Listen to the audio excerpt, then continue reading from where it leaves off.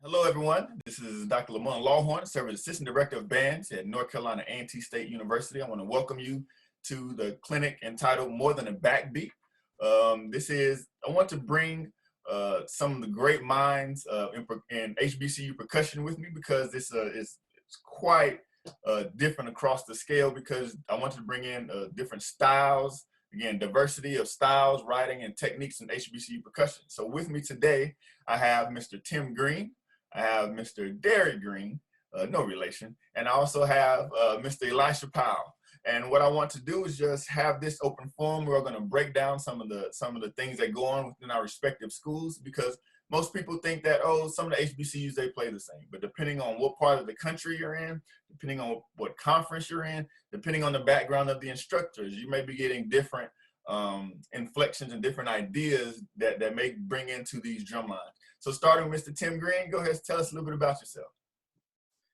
Hello, everybody. Like you said, my name is Timothy Greene. I am currently the Associate Band Director, Percussion Director at Cypress Ranch High School. I've been teaching percussion for about 26 years. I am homegrown from the Bronx, New York, BX, yeah. And I guess my first start with HBCU style percussion came with my work when I started working with the Brooklyn Steppers out of Brooklyn, New York, and the Black Fire percussion section. And I worked with them for about 7 years. It was an after-school program, and they were really the only kind of program in New York that kind of took their influence from the HBCU community. And then from there, I went on to South Carolina State from 2007 to about 2013, 2014. And there is where I got my HBCU college experience. And it was just, it was just something that really, really allowed me to hone in my writing skills and really, really help to develop the HBCU or South Carolina State's version of the HBCU style of percussion. So you'll hear some of the things that I'm going to talk about with that. Right now, I'm also the executive director of the Southern Percussion Ensemble, which will be the premier and only WGI HBCU influenced percussion program to be competing on the national stage. And this was to be our inaugural year, but COVID had other plans, but we're still working behind the scenes to get things ready. And I'm super excited about this opportunity. I want to thank Dr. Lawhorn for giving me this opportunity to talk to you. And I look forward to sharing my experience and my writing style with you. So thank you. All right, thanks, Tim. We're going to go with Elisha Powell next. Hello, everyone. My name is Elisha Powell from Danville, Virginia. Came from Danville High School, which is a core style high school. So I didn't have no HBCU influence while in high school, but my brother did attend Virginia State. So I continued my education with Virginia State University, majoring in music education. Started off as assistant percussion instructor 2003, 2004. I became head percussion instructor 2005. So I brought that core style, to the traditional HBCU style. So, in my writings or my compositions, you're going to hear that hybrid, I guess, compositions. Mix between core style and traditional HBCU style. I can also say, I'm very proud that, I took my line, to play for the previous president in the White House. That was a very good honor for us. Also, right now I've started my own company to where I'm contracting music out to different high schools around the states. So, yeah, I'm very happy about that. And like I said, like Tim stated earlier, I want to thank Dr. Lamon, Lawhorn for giving me this opportunity to express, our style at Virginia State University. And thank you for having me. Okay. And last but not least, Mr. Derrick Greene. Hi, everyone. My name is Derrick Greene. I serve as the percussion instructor here at Tennessee State. And my HBCU experience actually started, I guess, when I was in high school, or actually when I was in elementary school, being one of the younger percussion directors. I'm one of the drumline babies. So drumline came out, and I was like, I want to do that because I've always played drums. And I was fortunate because my high school didn't have a marching band. I was fortunate to march at another school in the city, Howard High School, and we went to the Tennessee State University homecoming. I think it was in 2011 or 2012 or something like that. And I saw the HBCU drumline for the first time in person, and I fell in love with the experience. And so that actually led me coming to Tennessee State, where I pursued my bachelor's in music ed, and I marched on the drum line. I was drum major and all that stuff. And I went on to grad school, came back, and I actually started serving as a clinician because they were in between drumline instructors at the time. I came on in 2018 as a clinician, and then I actually moved into the role of not just the drumline instructor, but the percussion coordinator here. So aside from that, we are actually working on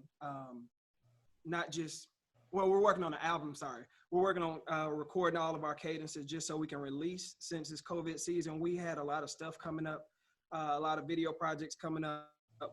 Now we're just trying to record as much as we can just so we can not just put it out, but so we have a record of things, because I tell my guys all the time, you guys graduate, so somebody got to write this stuff down.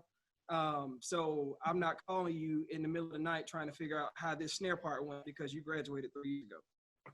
But other than that, I'm just grateful to be here. Thank you for the opportunity, Dr. Lawhorn, just to show what we do. All right. Again, definitely glad to have each and every one of you here, because I know you come with a breadth of knowledge. I respect each of your programs.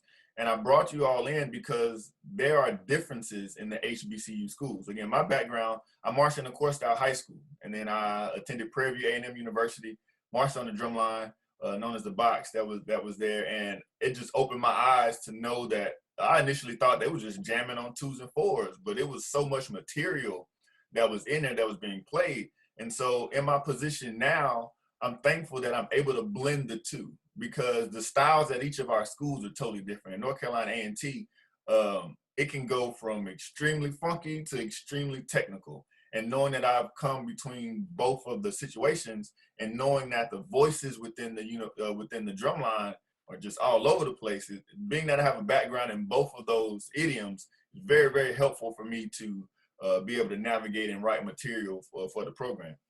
And so what I want all of those in attendance to be privy to is our writing styles and what's actually within the notes that we play during the marching band and marching season. And because, you know, some people saw the movie Drumline and they just thought all we did was just 2s and 4s and high kicks and all of that stuff.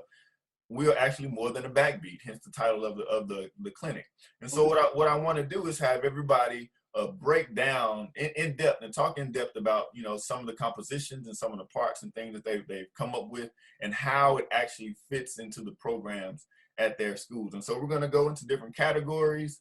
We're going to allow, you know, each of the panelists and each of the members here to break down and talk about their pieces. They're going to be able to show scores. They're going to be able to, you know, just go in depth and show everyone in attendance, you know, what it is that we do. So we'll start with Tim. And the first we're going to do is actual band song. If you have a band song to show for us. All right. So the band song that I have to talk about today is it's called Shame. And if you're at an HBCU, you know this tune, Low Down Dirty Shame, right? Dig it up, dig it up, dig it down, right? So the reason I had to write something to this was because there's a drum break in Shame, and in listening to so we play this tune in the stands, and occasionally we may play it on the field. And during the drum break, there's nothing going on outside of the part that's being played for the actual song. And everything within me as a drummer is saying, that's not right. It's a drum break, then we need to get down. We need to do something with that. And so I created this little maybe 16 bar insert that would kind of stand in place for the shame solo instead of just going just the doom chat ba-doom doom chat boom boom chat ba-doom doom chat boom boom, because that's all it was. It was just boom chat, and you know, and the students that I had, they could do more, right? So when we play this in the stands, if they're just doing doom chat, it kind of loses the intensity for me as a viewer, and I know them as players. This opportunity is being wasted because it's just monotonous. It's the same thing over and over again. So what I attempted to do was to try to stick with the foundation that the break was founded on, where we started with the doom chat, ba-doom doom chat, and then we went somewhere totally left. We went left. We made sure that we included some dynamics. We included some meter changes. We included some strong influences in funk, and then we ended right back where we started, where the end of the solo before was jigga digga dump bump bigga boom, right? So I had to make sure that whatever I did, no matter what I did, I started with what they were used to, and then I ended with what they were used to, so that A, the band could recognize the solo was over, and B, the percussion could actually stick to the foundation that the shame solo was kind of created with, and it's just a boom chat. In writing this, I had to make sure that whatever I did, it wasn't too much that it clouded the rhythmic clarity. I couldn't throw in like a rudiment every count. It had to be something that was thought out and spread out between over maybe two or three bars, so that an average person listening to it, they could still feel a good 2 and 4, right? So I didn't put in any crazy rhythms. I just put in some sextuplets and some crescendos. And then, and I'm not going to talk too much about it, but whenever I wanted to get into a really, really strong groove pattern, you'll see the cymbals. This is key for me. Like, this is one of those things that if I'm grooving, my cymbals have to be doing this. They have to be giving me the don't. I have to hear those and hi-hats opening up, right? So when we get to this section right here, this is when we're about to just come to the close. Right? But the entire time you hear dum dum scott boom. As we get to the end of that, and then we play a nice strong open roll, and then we close out with jigga digga dump bump boom, and then everybody's back in on shame solo. And now, to me, it kind of creates this finality. Take a listen, and you'll hear all these elements that I'm talking about. You'll hear the strong 2 and 4. You'll hear the interplay between the snares and tenors, and then you'll hear the big overall rhythm and that strong groove enhanced with the cymbals on the 2 and 4 on the and don't.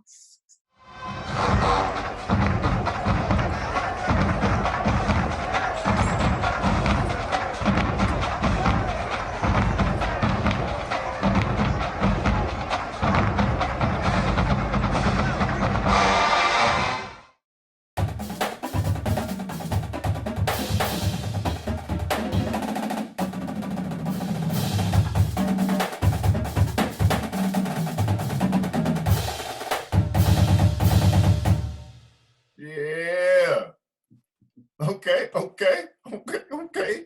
Mr. Beats. All right, Tim.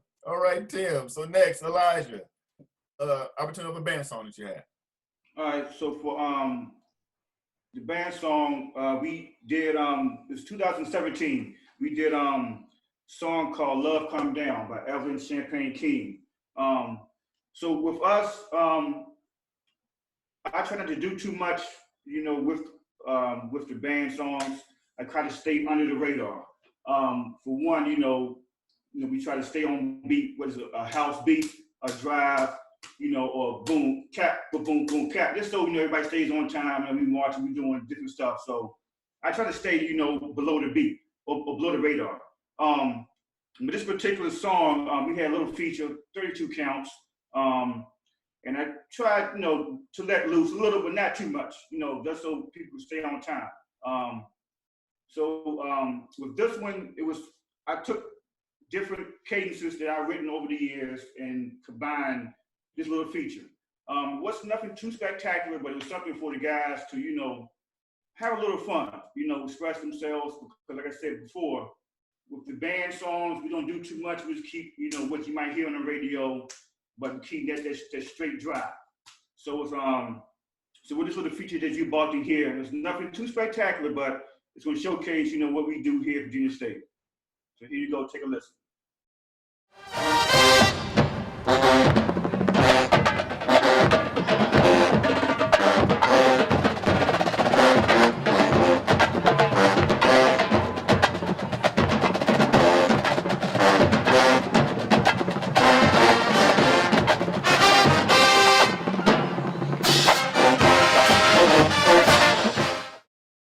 Yeah. All right. Okay, Derrick. Cool. So our song, the one that I chose was "Weather the Storm" by DJ Khaled. And the way we write parts and come up with parts, I take 5, which is normally my section leaders, and we go out and we might include another cymbal player so we can get a feel for both cymbal parts. Because a lot of times our cymbal parts are split. We'll go out and we'll listen to the song, of course, and we'll make a groove to the song. So what I try to tell them while they're making parts, because I let them kind of compose and I act more as like the producer. I'm in the studio telling them either you in the way of what the snares got going on, or the tenor drums, y'all talking too much, and I'll say this a lot. So I'll just go ahead and throw it out. I teach drums like in the form of a conversation. So I always tell them, because our tenor drums, and I'm a tenor drummer, a former tenor drummer at that. I always tell them, look, I get that, you know, you want to feel included because you're always looked over, but you cannot always talk over the snare drums. You can't get in the way of the quints, because we just added quints too. So we added 5 more drums to the section, and this year we have 8 quint players, and Jesus, that is a lot. Yeah, so 8 quint players and 11 tenor drummers. Pray for me. Yeah, it's wild. So I always tell them that y'all can't talk over each other. Y'all can talk to each other, but this isn't an argument. We're just not gonna yell at each other. So what we do, what we did, we just listened to the song and we took the fundamental groove from the song, and then we just added a little bit, because we added a little bit more. Sorry, let me finish my sentence. And what we did, especially in the snare drum part, and then the tenor drum part and the quint part, is always fun for us because we always have to make it from scratch.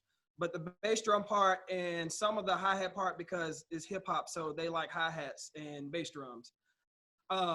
Most of that stuff is already in the song, and so we can take that from the song.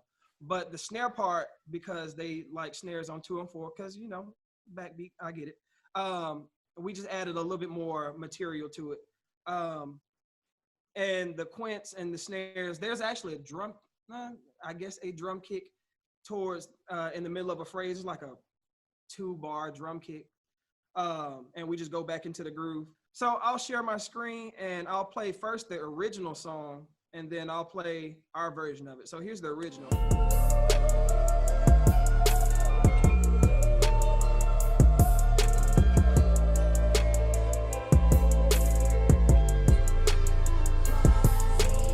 Cool. So there is a clip of the original song. So here is what we actually did to it. And here is starting from the drum break.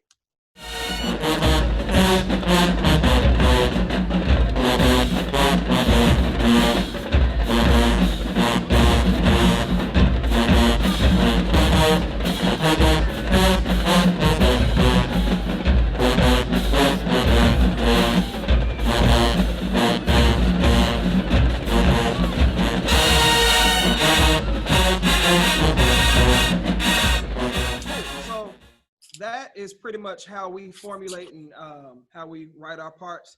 As you can hear, we keep the fundamental groove, but we just give it a little bit more spice so we're not bored just playing beats 2 and 4 on the snare drum. Okay.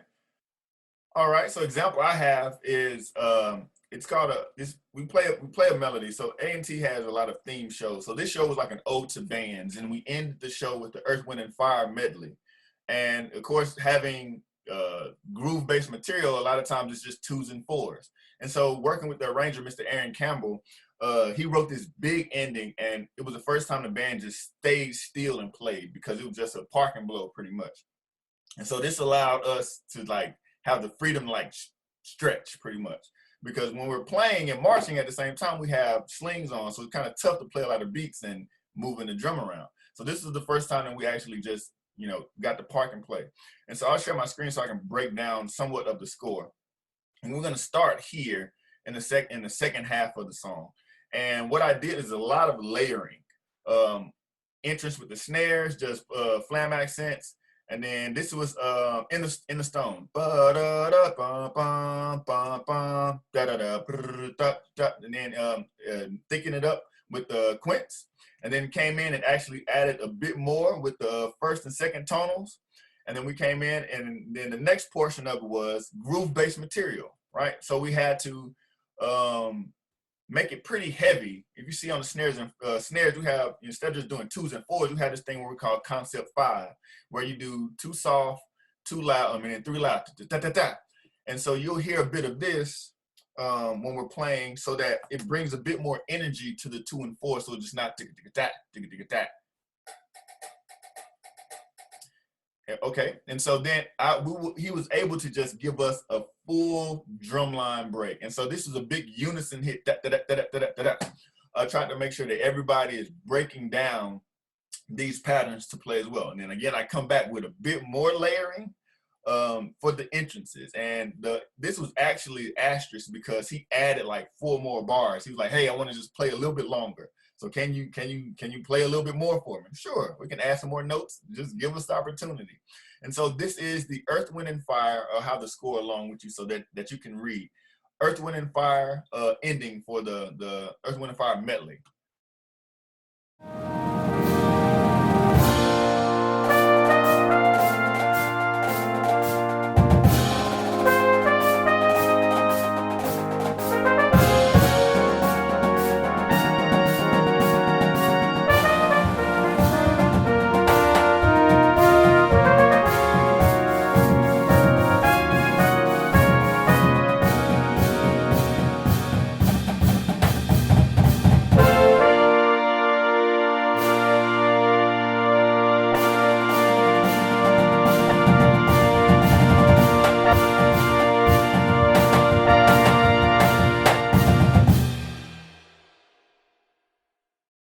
All right, and something that people always know as far as the students are concerned is that it's always something called a Lawhorn tag. So I tend to always go from like a duple to triple meter break. But hey, that's what we got. All right. So next, you can give us something that's drum center oriented. So something that's not necessarily dealing with the band. It could be a drum break, it could be a drum feature. All about the drums this time. All about drums. Okay, so this is probably going to be the meat and potatoes of my presentation in this thing. We're going to go to the piece called Premiere. So Premiere was written, this was the first time since I had been at South Carolina State where they were hosting a 5A, 6A course style drum contest, not drum contest, band contest at South Carolina State. And so my brain was like, oh wow, this is an opportunity for me to advertise and to market this ensemble to this community of students that we don't normally get to do, right? So whenever I write, I always think of the purpose, so and the place and the audience, and I consider all those things. And I want to write for the person who's looking at it. I want to write for the person who can hear it only. I want to write for the person who is doing both looking and seeing. And I want to write for the person who knows a lot about drums, and I want to write for the person who doesn't know anything about drums. So no matter who you are in the audience, you can appreciate what you're watching, what you're listening to, and everything that's happening. So in order to cater to all of those crowds and to make sure that I catered to that drum specific crowd in that venue, Premiere was created. So I'm gonna share my screen so you can see the score, so that you can see what I'm talking about. So if you look at the tenor part, if you look at the quint part, okay, so their accents are, yeah, 1, 2 and da, 2 and da, 2 and da, and da, 1, 2 and da, 2 and da, right? So we play off of 1, and even the snares, 2, 3, 1, 2, 3, 4, 1, 2, 3, 4, 1, 2. So nothing is quite 1, 2. It's not quite settled yet, and bass is nowhere near settled. Jong, dum dum, jong, dum dum dum. Everything is off the beat, right? And then we have this kind of grounded part at the end. Jong, digga digga, jong, digga digga, digga digga, digga, like it's still coming forward. And then we get to the next part, to the bottom part, or the first grounded part that we have. And that's what you'll see here. Digga digga, digga digga, bum bum bum. Right? Now we've made our presence known. Now we're completely here. Everybody's gonna groove, and now we have permission to jam out. And what you'll hear is straight funk. I want it to be funky. I want grandma in the stands to go, "Oh, baby, that's nice." I want grandpa to go, "Oh, I could get with this." And I want somebody who knows what drumming is. I want somebody who knows what drumming is to say, "Oh, they're playing some threes on the flam. I hear those fives on the basses. Oh, I hear that." You know what I'm saying? So I wanted everybody to get in on the action, right? So once we got everybody in on the action, now we got to add some visuals to it. So we have to add some backsticking, some stick clicks, you know, just to appeal to the person that's looking at it, right? So that's what you'll see when you see the video of the performance, right? And now that everybody's grooving and we're jamming out, you'll hear this constant backbeat. So that right there tells you to just stay with us, stay with us. So as each section is gonna play their little feature, you'll hear dum dum, and then all of a sudden it stops, and then they just go crazy for the drumming audience. Then we start playing some flam jacks, paradiddle threes, boom, and then the bass is. We do some split 16 diddles. Tenors do some fast crossovers, and then the single tenor does some fives, you know, and then at the end of the piece, I get really excited when I'm talking about drums. I gotta calm down, right? All right, so at the end of the piece, then we bring it all back where we give it an even harder groove, and now instead of the groove just being 2 and 4 on the drum, now it's 2 and 4 with shots, and we add an element to the groove where we're elevating it, but before, it was cymbals were doing the chokes. You know, they were closed, but now this is the end of the piece. So now we got to be crashing. So that brings the intensity of the piece, right? So that's why Premiere was created. So it worked out really, really well. We got some really good feedback, and we ended up using it again for a contest, for a competition. So I like drum set. I play drum set a lot. I do drum set lessons. I do drum set clinics. I wrote this piece with the drum set in mind. And when we performed this piece for a contest that we did in Warren County, North Carolina, I was able to translate, or I was able to transfer the groove of this piece into the drum set. So you'll hear the drum set play it first, and then you'll hear the battery on the floor take it over, and then you'll be able to draw the correlation as to how the voices will split up into the battery, but you can still hear the drum set elements within it. And I feel like that's something that we as HBCU composers do often, because a lot of the times we're tasked with taking a hip hop piece, taking an R&B piece, and translating it and transposing it into a drumline piece, and making it interesting for the people who are performing it. Because, you know, if you take a drum set and you got zoom zoom cat, dum dum cat, if you're doing that on drum set, you by yourself, yeah, that's cool. You're playing all the parts. But as soon as you split that up into sections, that's just this for bass, dum dum dum dum dum. That's all it is for bass, and for snares, all it is dum dum shat. doom, shaboom, ba-doom, you know? So we're tasked with making that interesting. So we have to play with that. We have to do something to make it fun for the people who are performing it and fun for the people who are listening to it. So this is gonna be a video of the contest version of this piece. I don't think I sent in, you're not gonna hear the beginning, but the approach is there. I'll submit an MP3 of the entire thing so that you can hear the unsettledness of the beginning before we actually get to the meat and potatoes of the piece. But this is premiere, and here's the video. Hope you like it.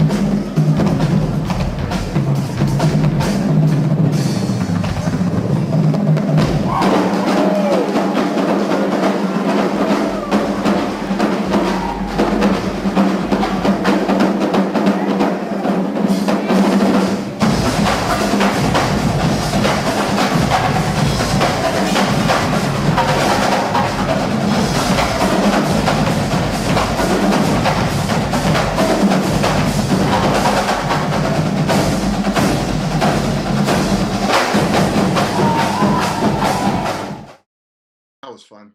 That was fun to do.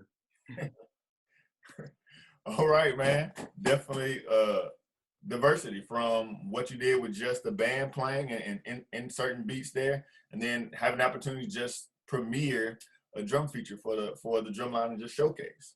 All right, Elijah. All right, so for this section, I'm gonna talk about a cadence. It's called Get on the Bus. You know, so don't ask where the name came from, but it's a little bit about my background.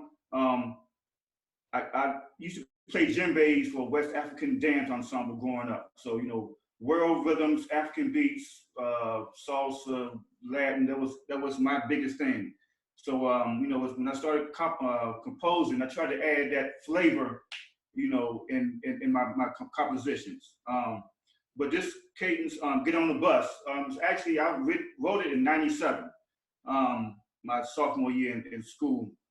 I didn't bring it out until '99. We still didn't play it as a cadence until, you know, past couple of years. But it's very bass heavy. Being that I started off on bass drum, but I went to snare quints, you know, through a high school and college. But so basically what I'm saying is when I write my cadence or anything, I always start with the bass drum first. Some people start with the snare, quints, whatever, but I always start with the bass drum first. So I feel, you know, you gotta get that groove. With this, when you hear this cadence, Get on the Bus, it's very groovy. So I'm gonna show you, if I can share my screen real quick, the PDF. With this cadence, Get on the Bus, you know, I got a nice little bass intro, little tempo, pop, pop, pop, pop, pop, pop, pop, pop. You know, top bass doing this thing, and then it's coming in with the groove.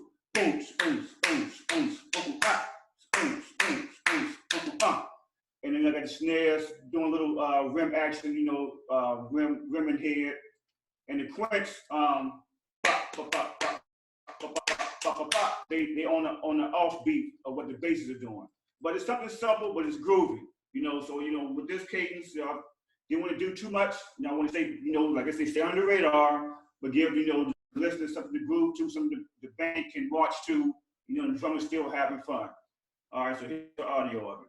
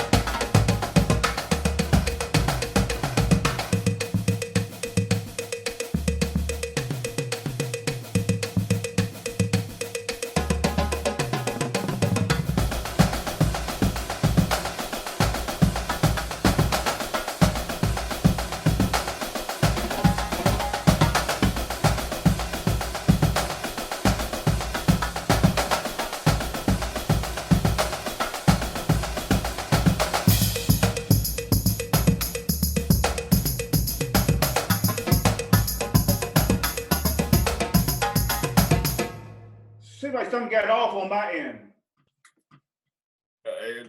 It was jamming on my end. Yeah, I was like, whoa, yeah. Maybe my internet. It seemed like something was. I don't know. Maybe, okay. It was jamming on my end. Woo! Yeah, but I can hear the bass influence, like what you talk about. Like I can hear, and just how the just the spacing of everything. Yeah. It's just the small inflections, and that's how. For those of you who don't know, Virginia State, of course, is in Virginia, and they have just a totally different style. Like they're known for having strong tonal bass drums in the state of Virginia, in the HBCU is concerned. So yeah, we can hear it. All right, Mr. Greene, Derrick Greene. Cool. So my cadence, I guess my cadential idea, was I wanted to take a spin on a classic, while also giving my students, something to work on, just so they can get some technique, instead of, especially for my tenors and my snare players, my quint and my snare players, since we do have single tenors. I want them to go beyond, I know rudiments and I got fast hands, so that means I can play quints and snare drum. So I wanted them to actually learn something off of paper. So I went back to an old classic, Flammis. So I had my quint players and my snare drummers learn Flammis over the summer, just because we had a high number of people coming in, and we always want to weed the true snare players out from the people who just want to play snare, because that's what they saw David Miles play on drumline. So I had them learn that just as a qualifier. So I took that, and I put a TSU spin on it, because I didn't want them to think I was trying to change the style or anything. So I'll share my screen real quick. So I'll basically just sketched out a tenor drum part and a bass drum part. There we go. Cool. So what I did with the tenor drum part and the bass drum part in the beginning, I just played around with the accents of the snare drums and the quints. So they start off chat, chat, chat, chat, chat, chat, chat, chat. So with the tenor drum, they call and the bass drum responds just at then the bass drum responds in the middle of the measure, and then the tenor drums just take over the end of the measure. So and then I just put a kick on in the third and fourth bar.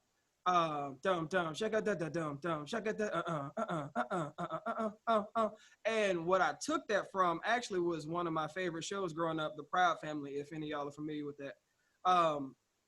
So I took it from The Proud Family, and then we went on, because the accents change in bar 5 as they go on, because in the solo. So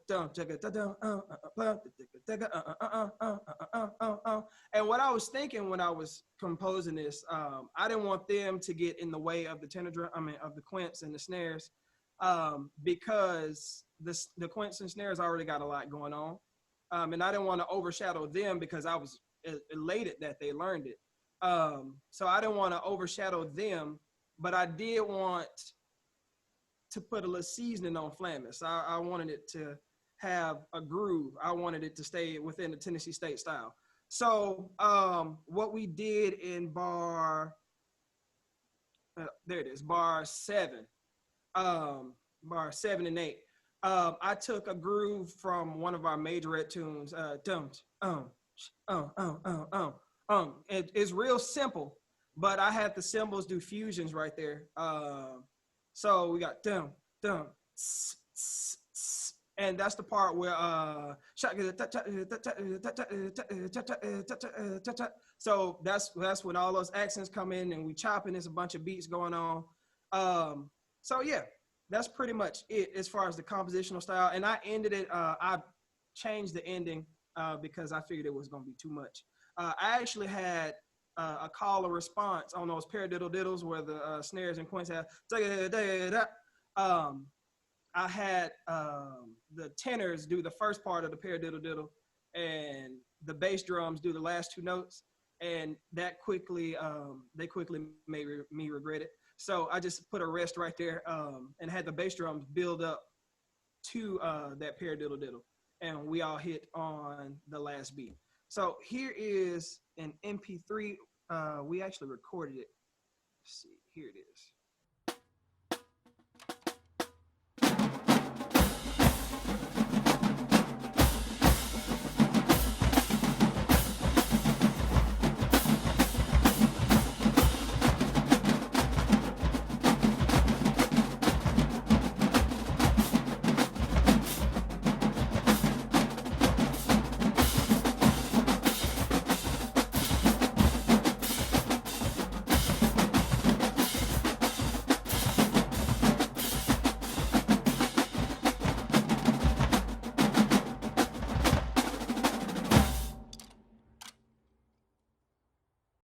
Cool. So that was my spin on Flammers, the TSU version of an old classic.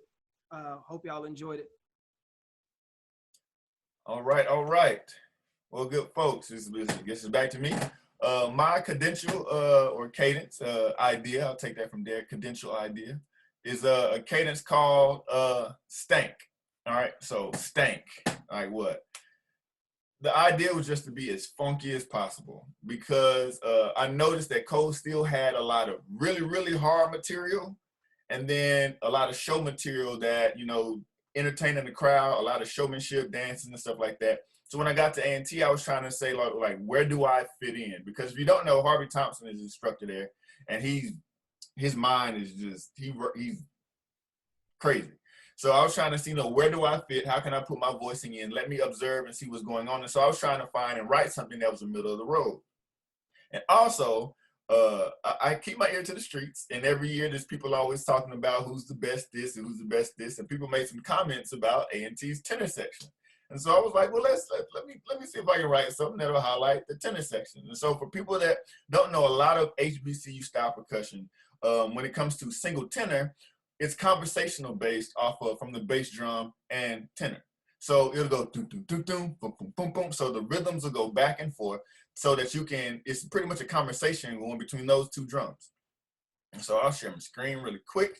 And so the cadence stank came from ideas. It was at a slower tempo. And I wanted to be able to implement chops while it's still being at a slower tempo and funky. And so it opens up with these 30-second notes, some of these rhythmic patterns where I want to make sure students are able to play things on the right and left. A lot of times when I write things, I'm trying to make sure students are ambidextrous. So anything you play on your right, you should be able to play on your left. And so I may write some things that'll have the same rhythmic patterns, but it'll have different rudimental activity in between. So it may be a double stroke roll into a double paradiddle without any accents. And I want to make sure everything is as even as possible. And in measure 7, I split it. And when I say I split, everyone went to their right hand. So the snares and the quints both went to right hands and played different patterns based on the rhythmic that's there. And so they had to split the drums. The snares played, of course, on a single drum, and the tenor and the quints played on, 1 and 2, or the 10, the 8 and the 10-inch. And so I was actually splitting here, like to do cheeses and flam accents and things like that. And I wanted to see if they can execute it with just split hands. So with one hand. So somebody's playing the upbeat, somebody's playing the actual diddle, somebody's playing the flam, and see how we can do that. And during this section here, you'll hear that it's a really big conversational pattern within the bass drums and tenors. And what I wanted people to do when they heard it was just to be like, this just the stank face, because it was just so groovy. Like it was the first time that I heard like an actual solo just between basses and tenors. And when I came back with this pattern, as I talked about, the double stroke roll into paradiddle diddle, and I want them to be as even as possible. Digga digga digga digga digga digga digga digga dot. And so it went from digga digga digga digga da da da da. I wanted to make sure that their hands where it's even as far as the roll coming out of that portion where it's even as possible. Of course, you had to add some backsticking. You'll hear it's repeated from the bass drum and tenor solo that was here. That portion was repeated again here, but then we put some inflections, some accents, and different dynamic markings that you'll hear in the recording later. Didn't put them in the score, but once we saw that repeat came out, the way to make it different, we put some accents in one place and brought them back again. And so that's something that's known to the Lawhorn, again, tag, is going from duple meter to triple meter or back and forth. And so although this was funky, I wanted to end with some big shot, shot, shot. And so it comes through your six tuplet, but you'll hear just a big break as far as how the percussion comes back in. All right, so this is the actual video recording of Stank. And I was happy about it. They learned this during band camp. So we were able to put out some new material before the season even started. So this is Stank. It's kind of funky.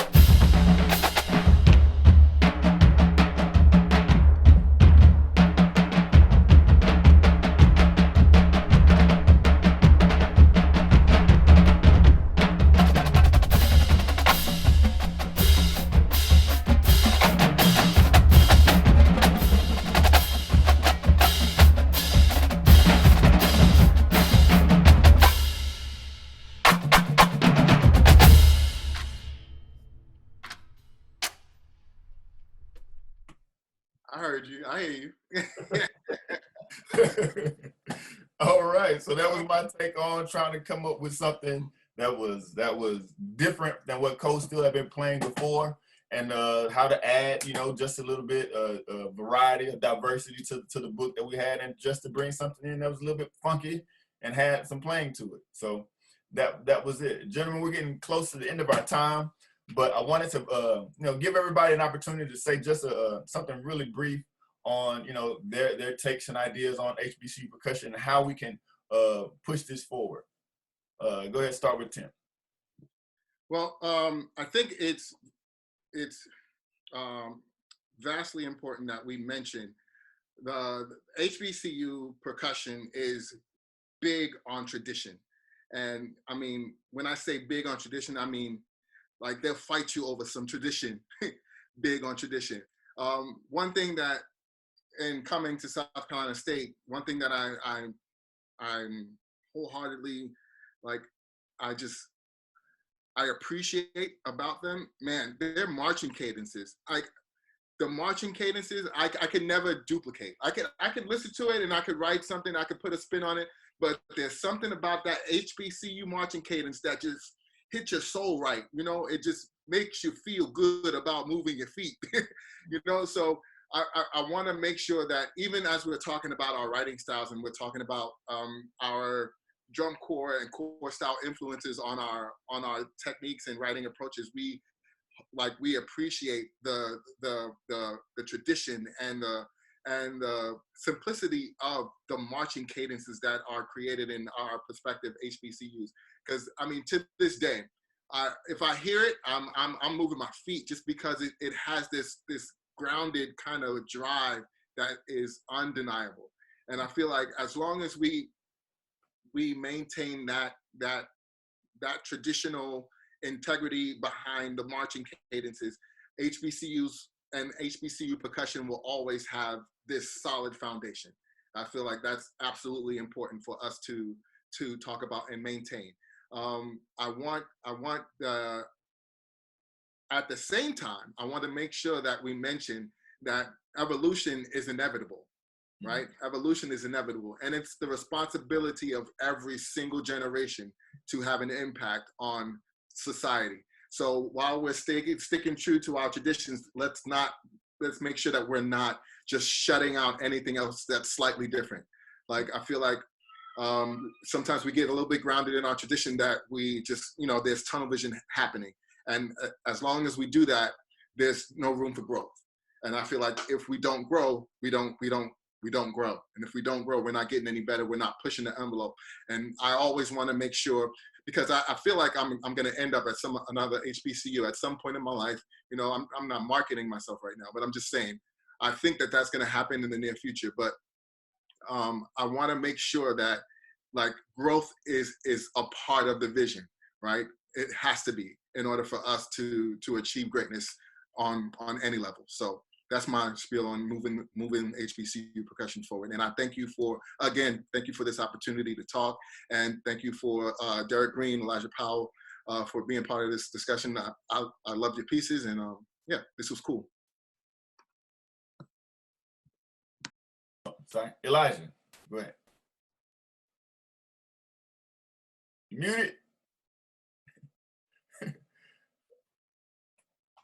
Yes, like I mentioned earlier, Mr. Tim Greene said that the tradition is big in the HBCU drumline. You know, it's very big, and you know, I'm blessed at Virginia State. You know, we had a strong tradition when I first came in, but being that I came from a core style, you know, the older heads accepted, you know what I was accustomed to and what I wanted to do with the line. So, you know, we stepped outside the box, and I feel that's big, you know, with, you know, drum lines going forward. Step outside the box, just step outside the box and just listen to different stuff. You know, it's good to keep the tradition, but you got to, you know, evolve. That's when you start getting to the bigger audience. You know. But, you know, that's it. Like I said, thank Dr. Lamon Lawhorn for having me here. You know, glad to, you know, to share my thoughts, you know, from Virginia State, and, you know, thank you. All right. And lastly, Derrick Greene. Cool. I don't want to sound like the echo chamber, but it is completely true. I was blessed to actually come from the tradition in that our section did not have quint, so it was just snare, tenor drum, bass drum, and cymbals. Parts were simplified, and I was, you know, blessed to see that growth. And that's pretty much the thing. Like they said, they will fight you over tradition. And because I went here, a lot of our older alumni and even some of the younger alumni know that I have the section's best interest at heart because I marched in this section, so I won't do anything to hurt it. But I've noticed that some of the people, or some of the other schools who play like we play, that stand and we're going to play and we're going to be aggressive and going to rip your head off if we're in a drum battle, that doesn't always benefit us in the long run, because a lot of times we don't know our audiences. So that is kind of the thing that I see with the people that we face and the people that we recruit from. It's going to be real important because we're in show business, whether you like it or not. So you have to know your audience. You can't go in front of a crowd of, you know, teenagers or a crowd of children or just regular non-drummer people playing a bunch of complex stuff and real aggressive and standing there and not moving, because nobody wants to see that. So my thoughts or my philosophy is that just know your audience. And that's some of the things I like, especially from like A&T and Virginia State and even South Carolina State. I grew up watching those lines. I was like, they moving and flipping and all this other stuff. And what we play is cool because I love what we play. But one thing I've always admired is that y'all know y'all audience. Y'all know you all's audience. Sorry, I should say that properly. But yeah, so that's one thing that I do believe that we need as a community, just so we can keep going. But again, I'm very appreciative to be here. Thanks, Doc, for having me. Tim, Elisha, it was great chatting with y'all. All right. Well, everyone, my final thought is just that the HBCU community become diverse in our thinking. There are many opportunities for us around the world for us to do certain things, but we can't be so, as we say, tradition minded that we don't open ourselves up to these opportunities. Coming to PAS, being able to perform and put on an actual clinic at PASIC was one of my life goals. And to see that it happened and people still remember what A&T did, 2016, it was life changing because, the HBCU community is aware of the HBCU community, but we aren't aware of everything that goes on outside of our, you can say, four walls. So just become diverse in our thinking and know that there's much more to it than just this. And also that the drumming community outside of HBCU become aware of what HBCU drummers are doing. The movie Drumline is not the gospel when it comes to what HBCU drummers are. We're not illiterate, we're very knowledgeable, and we can play just as well as everybody else. Give us the music and we'll chop it down too. So I want to thank PAS, I want to thank Joshua Simons and everyone on the board of directors for allowing this opportunity to take place, for the marching committee to allow us to put this clinic on. Again, thank you so much. Thank you to the companies, for everyone that is represented, and we'll see you again soon. Thank you so much.